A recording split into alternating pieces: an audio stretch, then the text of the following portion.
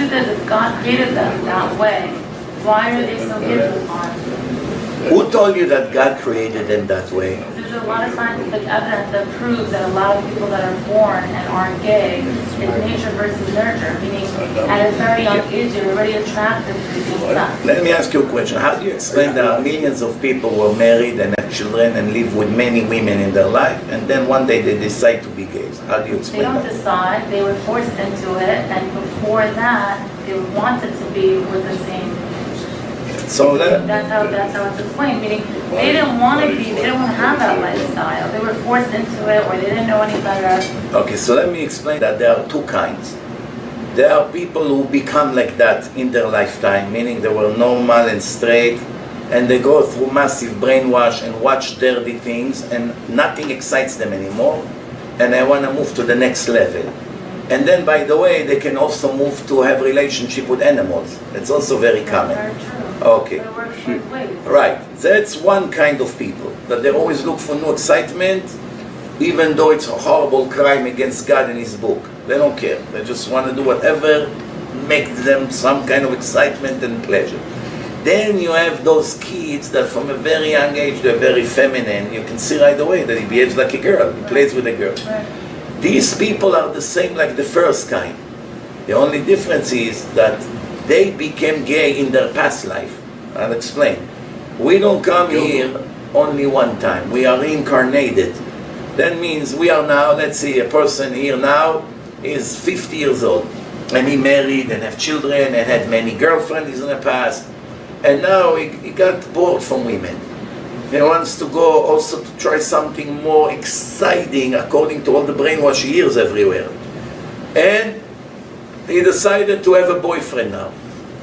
What are you? I'm bisexual. And then he left completely with the women, and he lives with a man, I don't know, 20 years, and he died.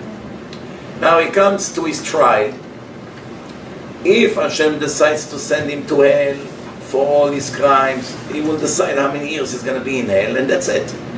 If he decides to give him another chance to come back to life, he takes his soul and sends the soul back in a new baby. He decides where he's going to be born, to what parents, what school he's going to go to. Hashem designed his new life.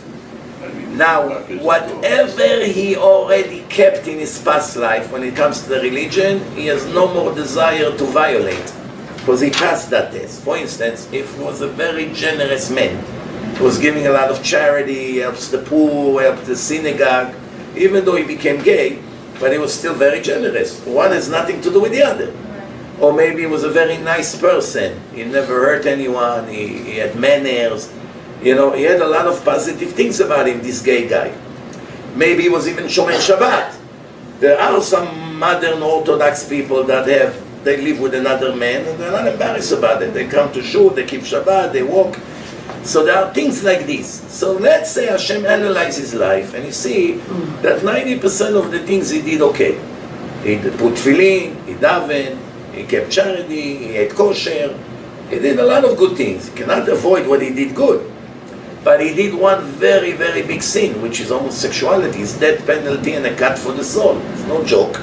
The Torah says it's abomination.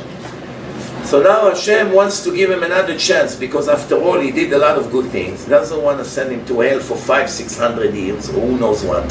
So he sends him back to the world in reincarnation. Now, when he is born, he borns exactly with the same weaknesses that he died with. If he was a liar in the time of his death, he's born a liar. From age 2, he's already lying all day to his parents, stealing candies. Where were you? It wasn't me. His brother is not like that. He never lies. He always, you know. If he died angry, he's born angry. He goes with his mother to the supermarket, he screams, he grabs things, he throws things. The other kid is not like that. If he died gay, he's born gay. Attraction to the same sex. Why? Because that's how he chose to be. That's why all gays have death penalty, even those who are born like that. And God is more honest than me and you, and is more merciful than me and you, and wants more good for us than what we want for ourselves. That's a guarantee. It's a promise in the Torah. That when He punishes us, He suffers more than us when we suffer. בכל צרתם לא צר. right? Like a father that punishes kid suffer more than the kid when the kid cries. But it's needed. Okay, so the idea is that if God did not differentiate between those who are born like this, with this attraction, or those who chose later on to be like that, both of them has the same punishment and the same status in the Torah. He is wicked with abomination, and he deserves that penalty, and he deserves cut for the soul, and he also. What does it teach us? That both of them are equally criminal. Why? One chose 20 years ago to be like that, and one chose 80 years ago to be like that in his past life, but it's a continuation of the same soul. Just the box was changed. He had white hair, and now he has black skin. Or he was blonde, and now he has black hair. But it doesn't matter. He was born in America, and now he was born in France. But it's the same soul, in a different body, to different environment, different parents, but he continued from where he left. I'll give you an example. One woman, every time she's in Brazil, every time a plane passes by her, airplane, she gets so nervous, she jumps under the table and she begins to scream words in Italian.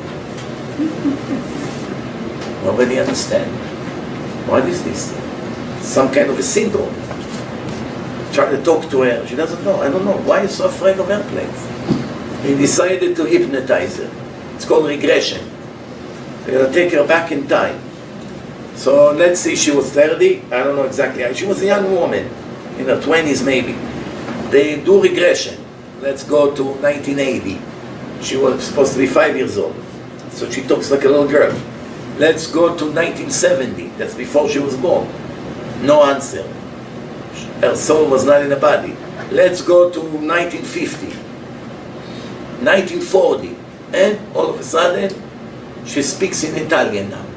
She's a Brazilian woman. You do regression, you take her back 67 years in time. Now she speaks a different language, Italian. She now does not know Italian. When you bring her back to conscious and show her the video, she will be shocked that she speaks now fluent Italian and she doesn't understand almost anything she says. So what's going on? You now discover who she was in her past life. She lived in Italy. She was an Italian woman. Why every time she hears an airplane, she go under the table and go like this, and scream in Italian? Because she died from a bombing of a Nazi airplane. In the war, a plane came and threw a bomb on her place. But before, every time a plane came, it was a bomb falling nearby. And she screamed in Italian and went under the table hoping she's not going to die. That created a trauma in her spirit, in her nefesh. This trauma remains for good. It has to be cured. Now she's born as a new baby. Every time the airplane passed by, in her subconscious, remember everything is recorded from all past life, everything.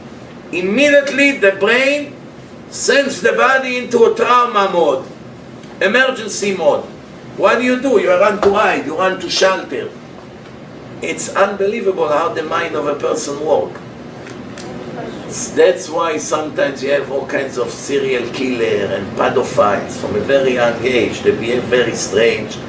They do a lot of different things. The answer is all from past life behaving. So that's why they are not innocent. They are all guilty. Obviously their guilt is carried from past life. But now their test is not to act on their desires. So one person told me, okay, so what do you expect? A person that's not attracted to women, is a gay, he's going to live 80 years without any intimacy.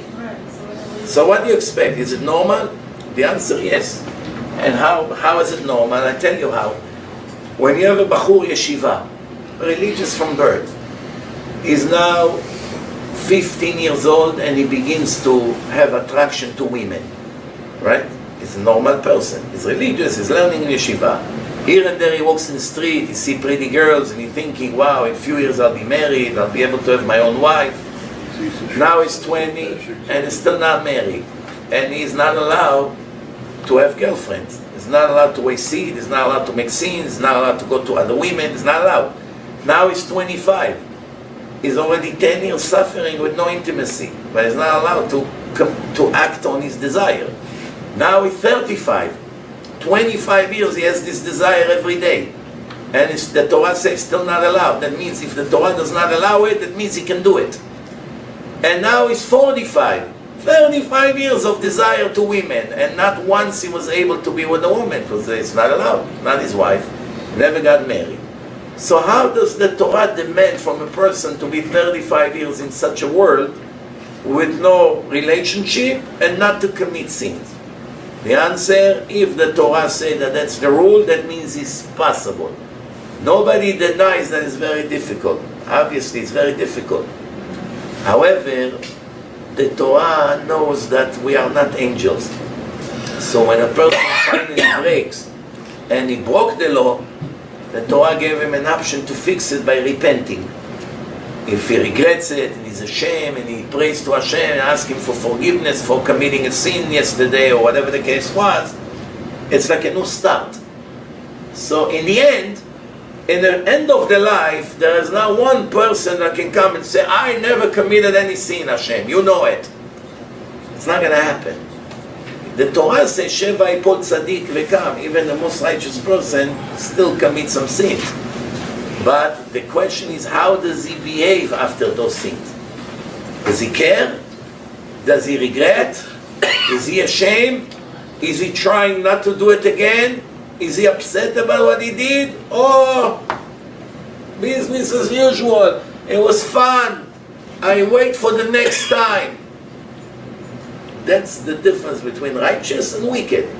Righteous make a sin, it burns his heart. Why are you so upset for 2 days, Moshe? It doesn't matter. He eats his heart. How could I have done such thing to Hashem? That's what Yosef said to Eshet Potiphar. More than I'm worried about your husband, you're trying to go with me and to commit a sin.